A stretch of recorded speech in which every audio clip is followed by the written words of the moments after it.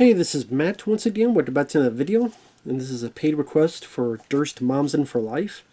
Thank you so much for that. For those interested in requesting any type of videos, feel free to send it either directly to my PayPal. This is usually the best way to do it. Do have a Cash App as well. I'll get to it as soon as I can. Thank you. Guy's always been a very generous guy, and has me talking about Mindhunters, the 2004 Renny Harlin film that I do think is a bit underrated. And I think this may have a Blu-ray overseas, but I don't think it has one in the US. I could be wrong. This is one I'm surprised not many companies have really dealt with.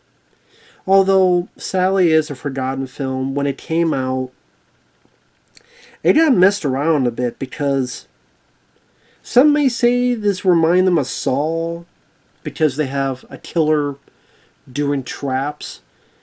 But I think this is supposed to come out before Saw. Because I swear, at one point this was going to come out 2003, but then like the studio releasing it, there's a lot of shenanigans going on until finally Dimension Films picked this up and gave it not much of a release.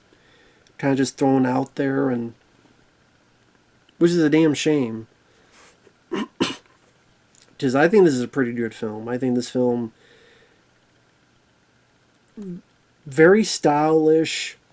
I thought the cast for the most part did a good job. I'll say this, I like this better than Saw or any of the Saw films. I do.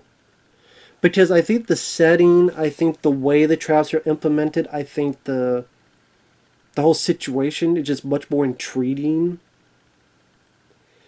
Now, granted, Saw has the better villain, Tobin Bell, Jigsaw, and the better score. Although I don't mind the score in this, but the score in Saw is great. Which actually, that score would have worked well with this movie. But I'm a fan of Renny Harlin, and I thought this is, again, one of his bit more underrated pictures. I mean, Renny Harlin, I know people give him crap. I never really understood why. Because, yeah, he's made some bad films, but so has pretty much every director you could think of. They've made bad films. My favorite director is John Carpenter. He did The Ward, which sucked. So, Prison was a good one. Nightmare on Elm Street 4, The Dream Master is a personal favorite of mine. Cliffhanger, Ford Fairlane, Die Hard 2. It's done a lot of good stuff. And the film stars Kathryn Morris, which I did not know what else she had been in, but apparently she was in a TV show called Cold Case, which apparently was on for quite a bit of years, but I never saw an episode. I thought she did a good job as the lead. You got L.L. Cool J, who of course worked with Renny before on Deep Blue Sea, another fun one. You have Jonny Lee Miller, Christian Slater, Val Kilmer. Jonny Lee Miller, for me, was kind of the meh, not big on him. Like, the rest of the cast, I was fine. Clifton Collins Jr. I do like. He's a good character actor. I kind of wish him and Jonny Lee Miller traded places, because I just think Clifton Collins Jr. was the better actor. But yeah, Jonny Lee Miller, I'm not really a big fan of. At least in this. I think it's like his accent. You have this southern accent. It just was a bit forced to me. Now, I didn't realize Wayne Kramer came up with the story. And him and this guy named Kevin did the screenplay. Wayne Kramer would go on to do that Paul Walker film, Running Scared, which I thought, that's an underrated one. He directed that one. Now, the story of the film is you have these FBI trainees wanted to be profilers. We eventually have them go into this training exercise on this island, where this is going to be the last bit before they graduate or not, whether they become a full-blown profiler or not. Val Kilmer's their boss. He gets them on the island, tells them, hey, you don't be looking into this suspect called the puppeteer. And by the end of the weekend or whatever, I want a full profile, who this person is, where they're going to strike next. And then pretty soon after, they realize there's an actual killer on this island. And they're being picked off one by one because the killer has profiled them. The witnesses, so they have to figure out who the killer is. There's these traps. They'll find these watches and they'll show when the trap's going to happen. And if there's like 2 watches, that means there's going to be 2 victims. Like a really cool setup and a very stylistic, good-looking movie. And I love the location. I love the idea of this island, this fake town that has all these mannequins. Because other people use it for target practice. So they'll like pop up. Shooting gallery. So you have all these like different shops with mannequins and stuff in it. I thought that was a really cool setting. And because it's an island, they can't just leave wherever they want to. And it goes by at a very good pace. I never really found any moments slow with this film. And it's rated R. Apparently at one point they were trying to push for a PG-13. I guess Renny's like, fine, I'll do it. It's still down R. So he's like, fuck that, and he put all the shit back in. So I think there's some cool death scenes in this. I like the traps.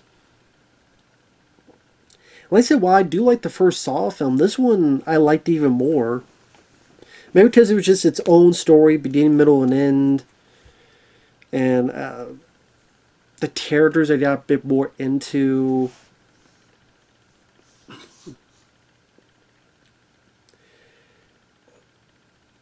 You have, like I said, Kathryn Morris, who has a bit of a trauma, dealing with a family member who died, so, that type of typical trope. You have the other profilers. They have Clifton Collins Jr., who's in a wheelchair. You have Patricia Velásquez, who's just given up smoking. You have Jonny Lee Miller.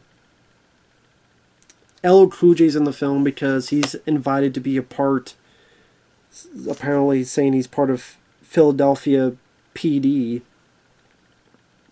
And then you find out more about his character later on.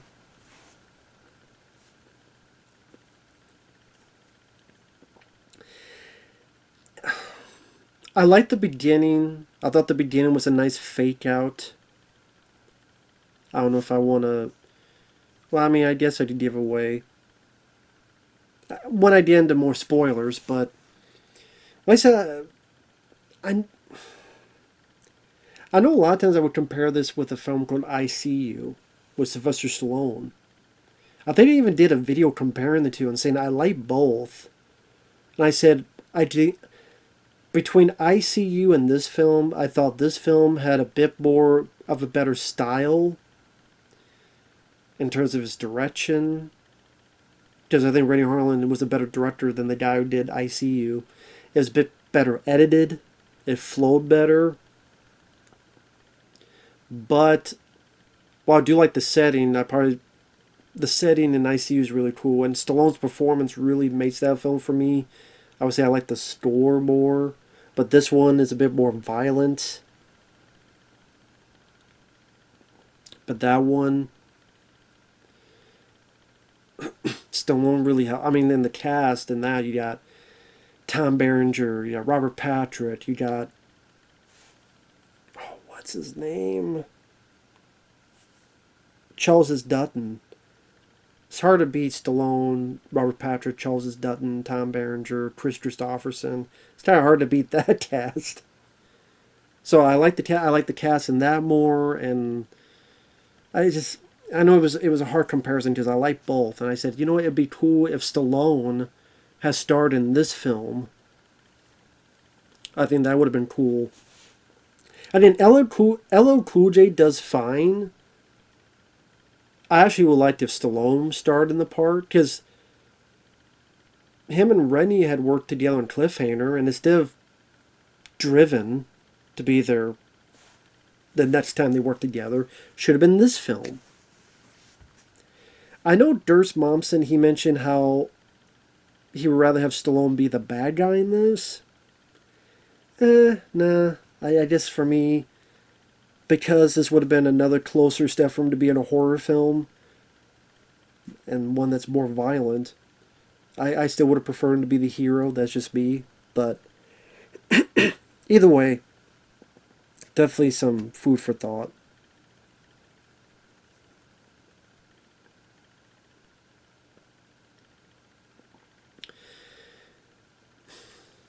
I'm trying not to give away spoilers. Like I said, I like the way the traps are incorporated. I think the style works very well.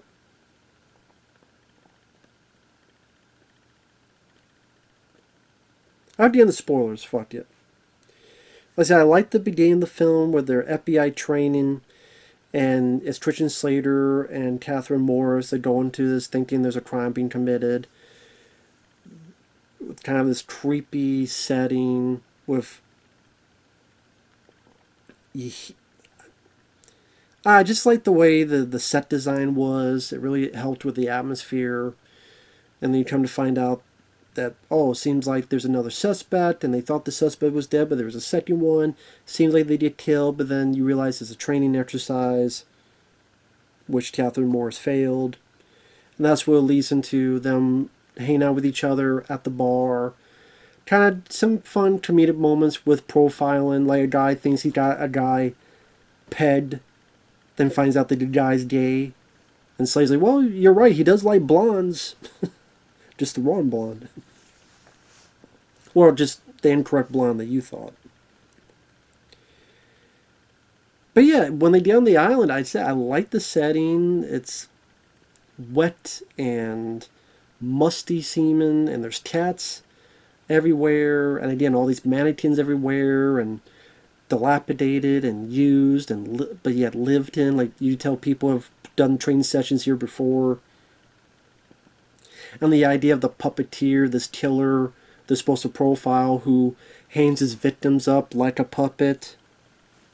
And the idea of using this mannequin stuff to try to... That seems like a cool idea, to use a whole island to have a fake crime to see if you can solve it. That seems like a reality show waiting to happen.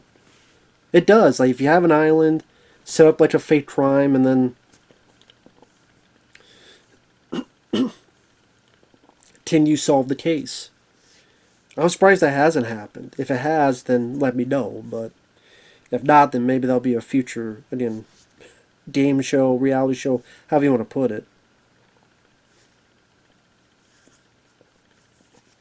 The musical score, at times I don't mind the sort of guitar twang that happens throughout it. Sorry. I'm getting the hiccups because there's a fight scene at the end of the film where I do think the score did a disservice. Where the choreography of the fight wasn't too bad, but the score just didn't sound like it fit. I do think that's one instance that the score hurt the film a bit. But in terms of it, I didn't mind it for what it was doing. And so they find a undead cat, and apparently the search is on. They look at a crime scene, another hanging victim of the puppeteer, and then that's when the shit really hits the fan, because they looked at a clue, they see a domino effect, which then gets this liquid nitrogen that shoots Christian Slater, breaks his ankles, and when he falls back, it freezes and breaks him in half, and you see the blood stuff coming up, and there's CG additions, but it looked like there's maybe some practical there as well. That's why I didn't mind the shot. There's definitely some CG additions, but it seemed like there was parts that were practical, and I actually didn't mind the way it looked. It looked visceral, it looked gory, and I do wish Christian Slater was in the film longer. I really do. I think it's just sad he died. I guess they're thinking of, well, he's the biggest name on the cast, so he's going to be the first to go. As a surprise for people. Which probably was, for those who first saw it, but you know, I was like, eh. I like Slater. I liked him in Broken Arrow, Gleam in the Tube, Cuffs. So I do wish he was in the film more. But I didn't mind. I thought that was an interesting death scene.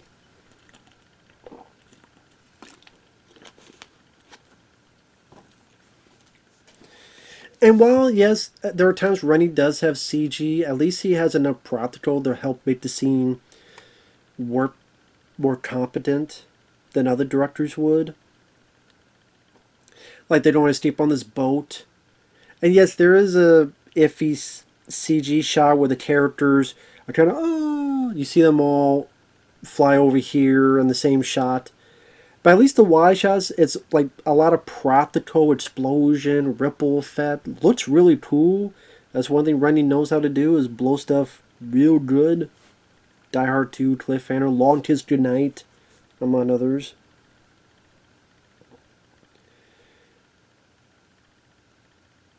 I get LL Cool J. I do think he has a charm to him compared to some rappers out there. So I did like him. Eeny, meeny, miny, mo. Who's the next motherfucker to go? I liked that.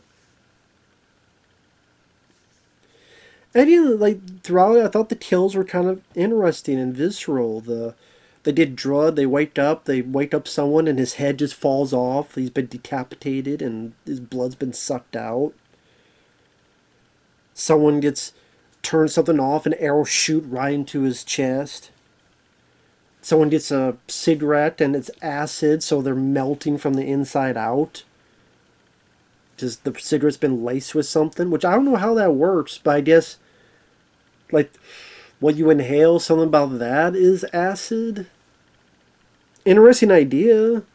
Never seen that before. So I thought that was imaginative. And I like the idea of the killer profiling the profilers. Seeing what their weaknesses are, preying upon those weaknesses. Of course, you do get a bit of the paranoia, who's the killer, who's not. Like I said, it goes at a fast pace, it doesn't get boring, and I like a lot of the details and the set pieces. Like when LL Cool J has to save this guy who's in a wheelchair from being electrocuted. So LL has to shoot the pieces of the wall. And you're like, what's he doing? Oh, so he could grab and kick a hole and make room to climb. Otherwise, if he walked on there, he'd be electrocuted. I'm like, okay, that's cool. That was a bit different.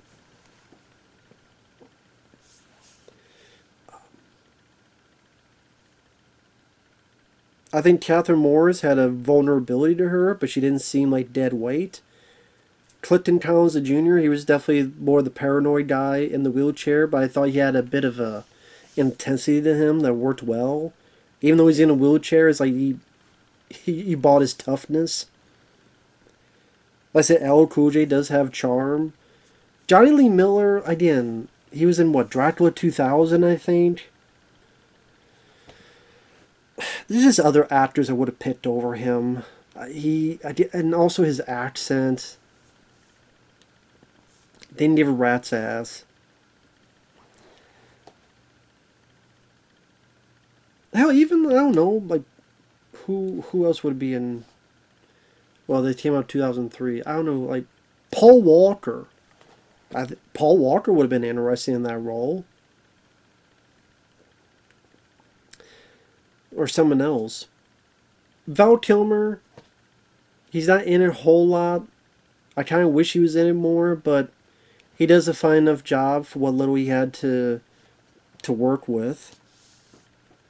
This is before his health failed him, sadly.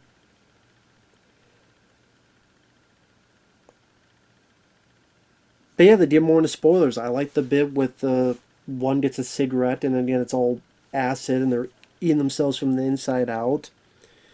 They find Val Kilmer because apparently him and others were on the island watching them, and he's been put like a puppet. Thought that was a nice creepy image. One guy has a gun and it explodes in his face.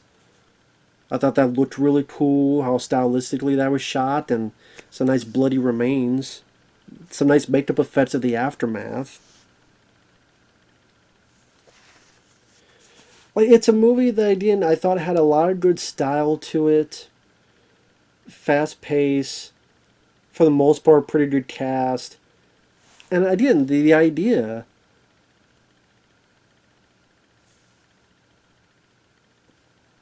What if FBI profilers were being trapped by a serial killer who was profiling them? Haven't really seen that done before on that aspect.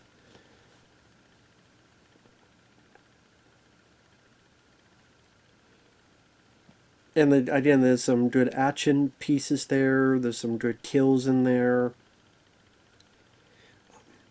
Other than Jonny Lee Miller and wanting Slater and Val Kilmer to be in it a bit more. Again, when Ehren Kruger and Jonny Lee Miller, they're fighting at one point, not knowing who the killer is. I don't mind the choreography, but like I said the music kind of didn't fit. That's when the guitar work was actually to the detriment.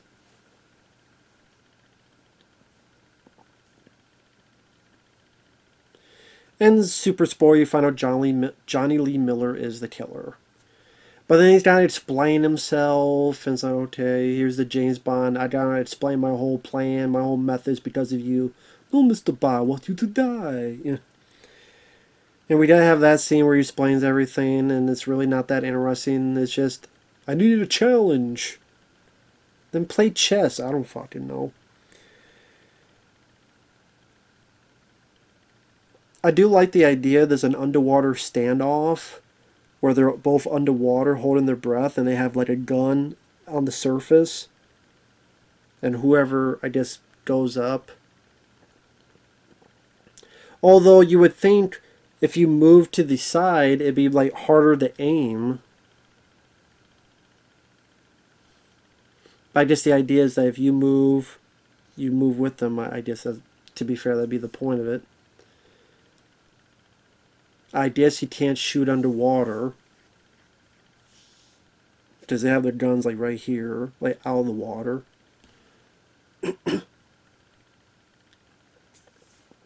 I'm not a gun expert. Can you shoot underwater or not? Because there's movies that do it, there's movies that don't. Maybe it depends on what kind of gun it is, to be fair. So I'd take the movie's word for it. But just the idea of a standoff and who's going to hold their breath longer. Never really seen that done before. I thought, okay, that's an interesting choice.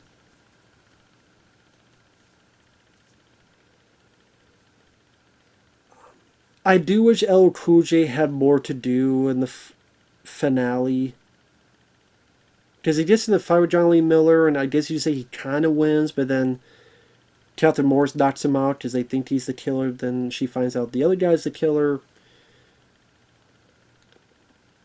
I mean, pretty much the killer, he gets wounded and shot and says, no one's going to believe you. And then Ehren Kruger pops up, throws in and says, time's up, asshole. And then she kills him, shoots him in the head. I think that would have been cool if Ehren Kruger got the final shot. At least that. Like, she wounded him, she down where he's at, but then maybe like her gun's empty, and then Ehren Kruger. Because I think that would work better with his line. Because the line he says afterward is, just to find out his weakness, bullets. So again, I think if Ehren Kruger got the final shot, then his one-liner would have worked better for that. And it would give him at least something to do at the end. It's like, Kathryn Morris got you there, then let Ehren Kruger finish the job. Especially since we found out he's not really a Philly PD. He's an investigator looking into Val Kilmer, thinking that he was going overboard on stuff. So now that he's the investigator investigating the FBI guys, him having the kill shot. Okay, well, let's look at the investigator and why did you put your bullet in them? Okay, that's just a little change. I know it's not a big deal, but just a little change, just to give him a bit more to do at the end. To repeat myself, again, when he says the line, found his weakness bullets, would have been a nice one-liner from him after doing the kill. But anyway, that's just a little nitpick. I know a lot of people thought the film was very dumb. I don't know. I mean, I didn't think the film was as dumb as people made it out to be. I didn't think the film was as stupid as people made it out to be.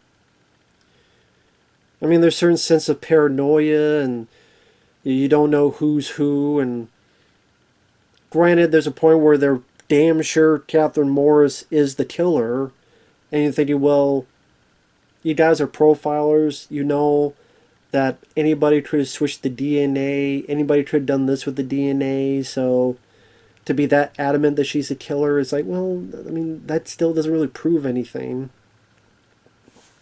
So maybe you say that pushes a bit of the envelope on the smarts of the movie. But the rest of it, I mean, it wasn't really bothered by it.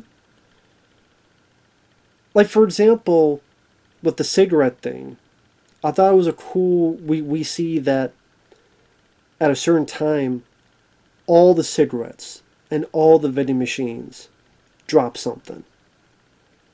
So that no matter where this woman was, and we've established that she had a smoking problem and she's trying to quit, because all these vending machines dropped one, that means eventually she would see one regardless where she was at. I'm like, okay, I actually like that idea.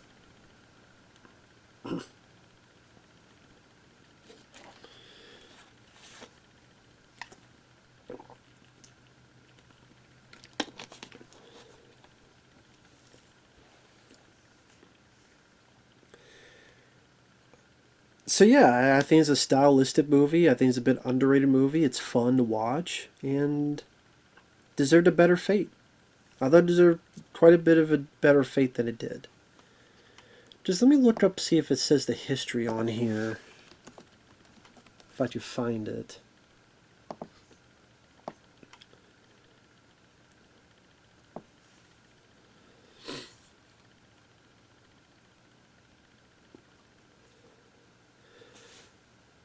From January to September 2002. Not released until 2004, 2005 in the U.S. I'm trying to see, like, what was the purpose of that? Like, why did that happen? Just, it was hard to find information on this. 6.3 on IMDb, which is actually higher than I thought it would be.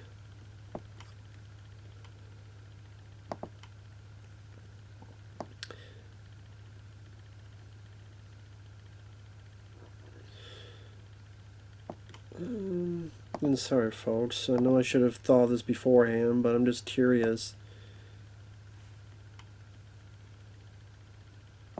The original title was Unknown Subject, but the executives preferred the title Mindhunters.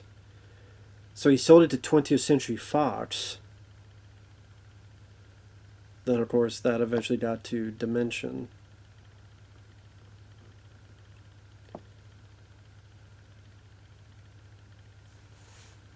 Originally set for U.S. theatrical release in 2003 and then January 2004, the film was pushed back to June 2004. It had positive test screenings. It was pushed back once again to facilitate improved marketing of the film. 2 massive waves of layoffs occurred at Miramax and Dimension during this time, and the Disney-Miramax split reached its height. The film remained in the Dimension vaults unreleased during this time. When the Disney and Miramax divorce was completed, numerous films under the Dimension label were released. The film finally made its theatrical debut in the U.S. in May 2005. Wasn't much of a debut. I think that happened with the Christian Bale film, Equilibrium. I think the same thing happened with that one. So because the Disney Miramax split and everything was frozen, and be like, nope, you're not releasing that. No, we did. No, we did it. Nope, you're not doing that until we get this shit settled. Because, hey, you don't... You know, and they just dumped it. It's a shame that they did that. But who knows? I mean, if this film came out... I don't know. If critics took a dump on it, then maybe at that point audiences would have looked at critics and go, oh. Maybe they will look at it and go, well, there's no big stars. I don't know. I don't know, if you had a good marketing campaign like Saw, maybe this would have... I don't know. For some reason, I have a feeling it still would have bombed, but like I said, I feel it deserved a better fate than it got. That's just me. With that said, thanks for watching. Take care, and we'll see you guys later. Bye-bye for now.